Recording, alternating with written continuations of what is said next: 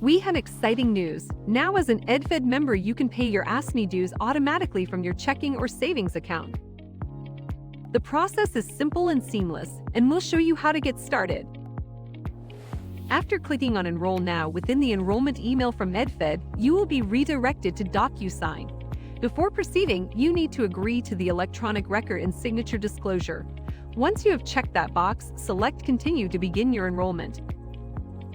You'll begin by filling out the authorization to transfer funds, which permits EdFed to transfer your union dues bi-weekly on paydays. When choosing your transfer amount, select the option, either full-time or part-time, that determines the amount of your union dues. When completing the MDCPS job site and work location number fields, enter the school name and corresponding 4-digit work location number for where you work. For those that work at multiple sites, use the school name and work location number that are registered for your payroll. Great, you're all set. If you have any questions, email AFSCME@edfed.org.